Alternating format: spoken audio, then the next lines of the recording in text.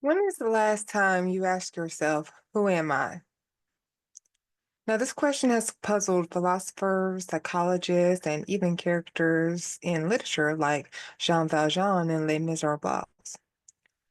So, in this chapter 4 lecture, we'll explore the concept of the self and its significance in social psychology.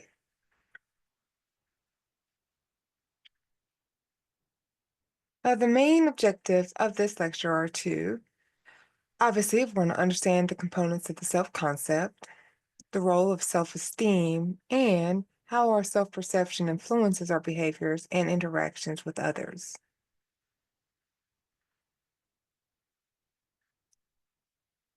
So again, how do you answer the question, who am I?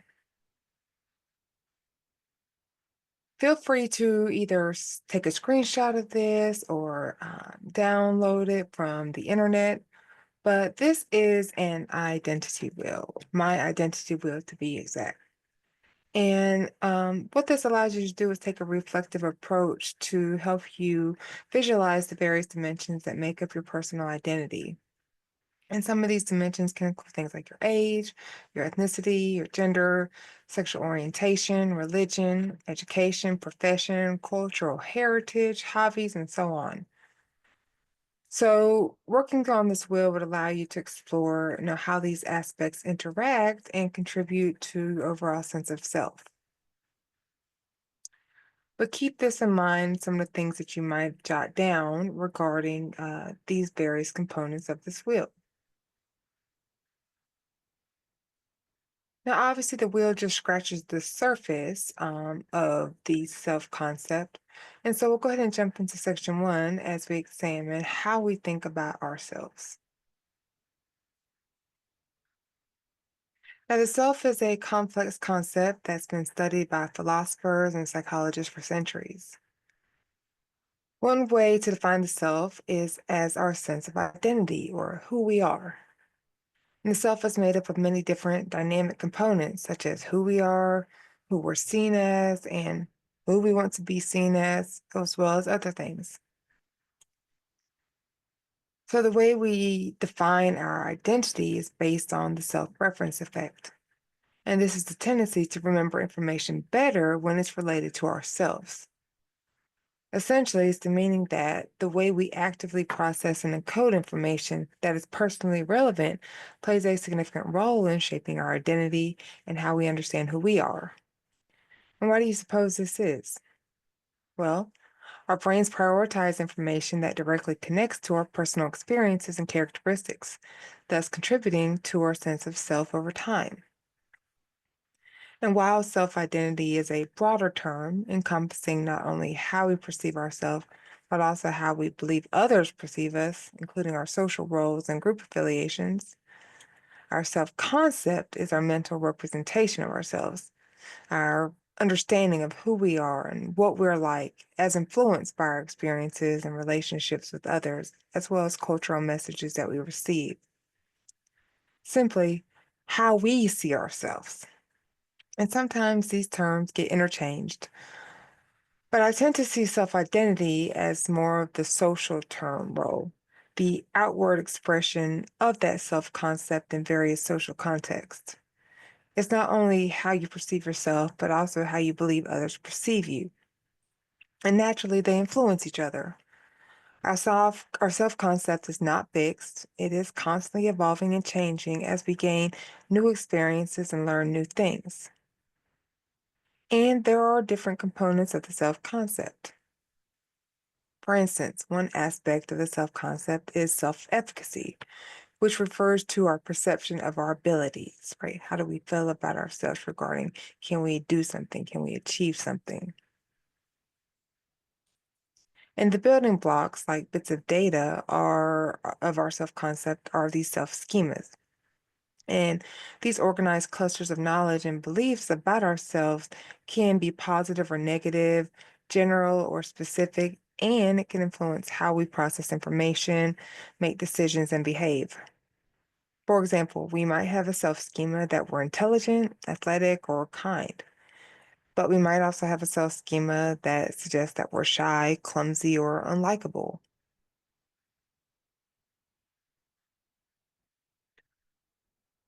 So think about if you worked on a wheel about starting to identify who you are. Did you also consider who you hope to be in the future? For instance, career goals, family goals, or so on? Self-complexity refers to the number of distinct and separate aspects of a person's self-concept. It describes how many different ways an individual perceives themselves across various roles, relationships, activities, and traits. A higher self-complexity indicates a wider range of independent self-aspects and a more diverse understanding of oneself. In contrast, a low self-complexity means that most self-aspects overlap and are quite similar. And these different ways we think about ourselves is referred to as our possible selves. And these are our visions of different hypothetical futures, like the hypothetical yous and how you might turn out with different sorts of choices. These selves are affected to some extent by your self complexity, somewhat by your background experiences, and a lot by your various goals, hopes, and dreams, and it can guide and shape your future. Now, the existence of multiple possible selves means that at some level, the self concept is always evolving based on lived experiences. And this is referred to as the working self concept. So, the self concept gives you your identity. The self adjusts and adapts to new information or experiences.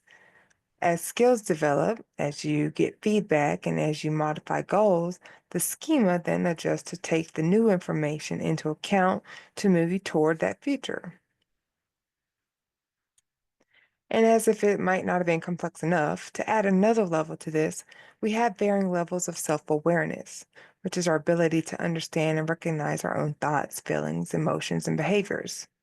Essentially, to see ourselves from an objective perspective and to understand how others perceive us. This awareness can guide our behaviors and thus our working self concept and possible selves. Associated behaviors with self awareness includes monitoring, which is to properly adapt, adjusting our presentation, organizing our public and private self consciousness, and managing the amount of self disclosure that we reveal. But can we truly be self aware? And what does that even mean? Take a look at the Paradox of Self Awareness video by Wisdom Works to get an understanding on what this might look like. Now, obviously, self awareness plays a crucial role in various psychological processes and behaviors. For instance, high self awareness means being conscious of one's internal states and how one is perceived by others. In contrast, the individuation is a psychological state where individuals lose their sense of self awareness and personal responsibility, often leading to behaviors that is uncharacteristic or against social norms. So, when self awareness is low, individuals are more likely to experience the individuation. And this lack of self awareness can lead to behaviors that are impulsive, aggressive, or even deviant because the usual self regulatory mechanisms are diminished. And it typically occurs in group settings where anonymity is high, such as in crowds or online environments. For example, people might engage in rioting or cyberbullying when they feel anonymous and less accountable for their actions. Now, the degree to which we regulate our behavior to fit social situations speaks to our ability to self monitor. High self monitors have high self awareness, particularly in social self context. They are keenly aware of how they are perceived and are adept at modifying behaviors to meet social expectations.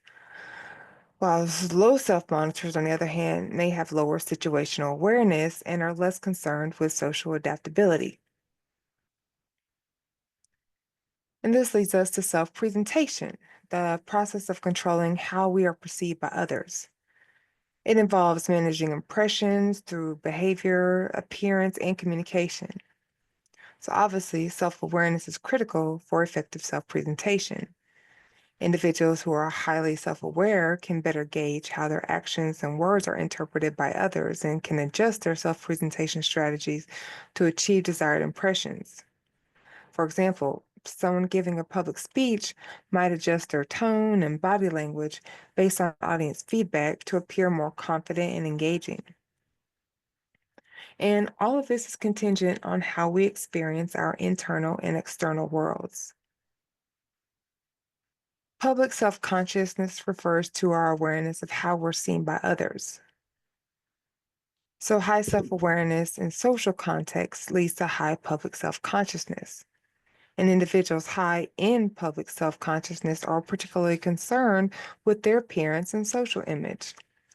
These individuals are constantly monitoring and adjusting their behavior to align with social norms and expectations. Private self consciousness refers to our awareness of our internal states, such as our thoughts and feelings and beliefs. So, high self awareness of internal states leads to high private self consciousness. Individuals high in private self consciousness are more introspective and reflective about their inner experiences.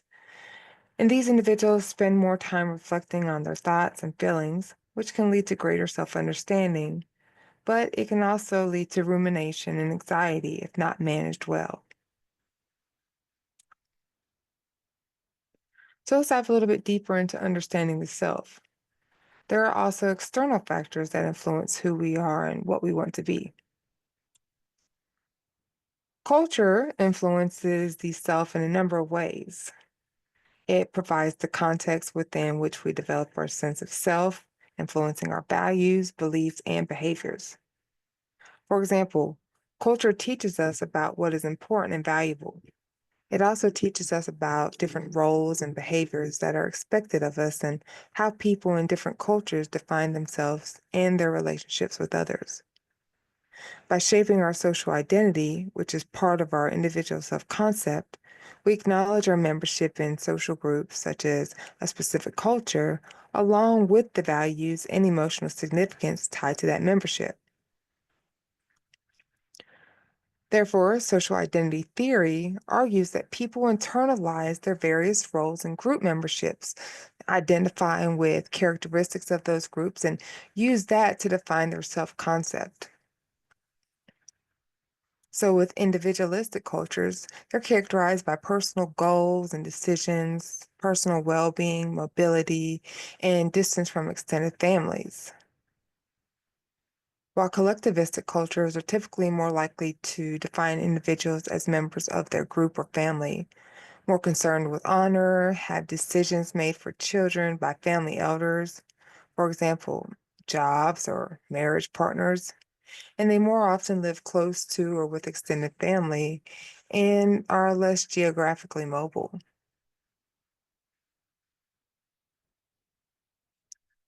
Be sure to take a look at the practical psychology video that details Toshville and Turner's 1979 social identity theory for more context on this. Now, culture as a group identity can also influence the way we see ourselves. For instance, people with an independent self concept see themselves as distinct and separate from others. Their self concept is based on their unique traits and abilities. And this perspective is prevalent in individualistic cultures. It presents as being bounded, more unitary and stable independently, more having more internal private feelings and thoughts. Life tasks look like being more unique and self-expressive and seeking self-actualization, as well as being direct in communication methods. However, those with interdependent self-concepts, they're more connected and flexible or variable to those around them. Their self-concept shaped by their relationships and social roles with others. And of course, this perspective is more common in collectivistic cultures. There's a concern with things like external public roles, like statuses and relationships. Of course, there's focus on life tasks such as being belonging, fitting in, engaging in appropriate action, and promoting others' goals. And of course, more of an indirect communicative approach.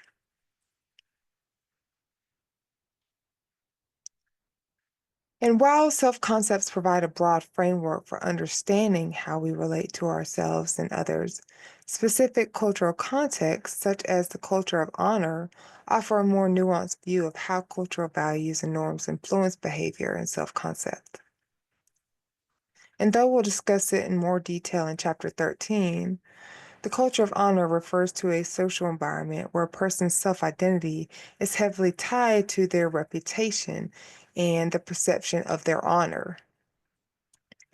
And this often leads to individuals that where they prioritize defending their reputation, even sometimes aggressively against perceived threats or insults. And this significantly impacts how they view themselves and interact with others within their community.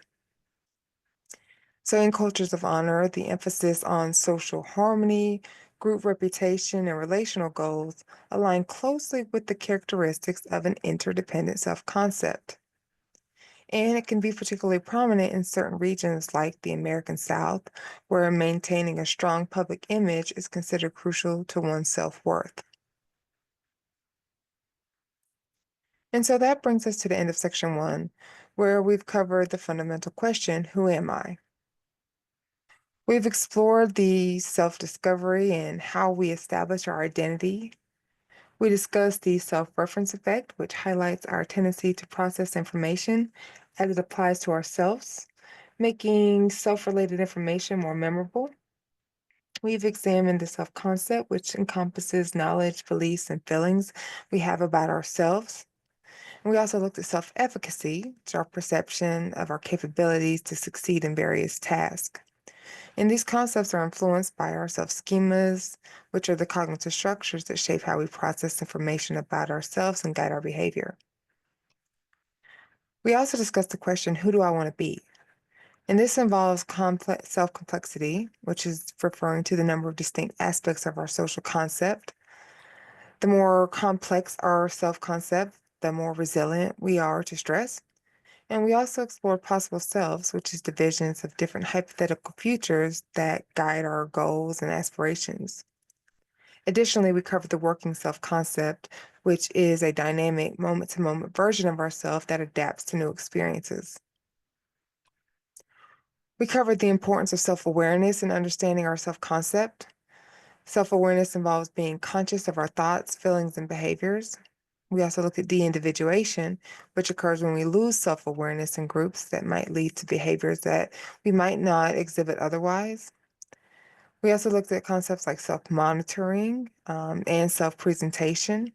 And we examined the public self consciousness of our awareness, considering how others perceive us, and private self consciousness, which is our focus on internal thoughts and feelings. Finally, we discussed how culture influences the self. We looked at the social identity theory, which highlights the role of self of the social groups in shaping our self-perception. And we compared individualistic cultures to collectivistic cultures. And lastly, we discussed the culture of honor, which places a strong emphasis on reputation, respect, and social status, with individuals highly sensitive to things like insults and are expected to defend their honor. So be sure to tune into section 2, where we discuss the factors associated with evaluating the self.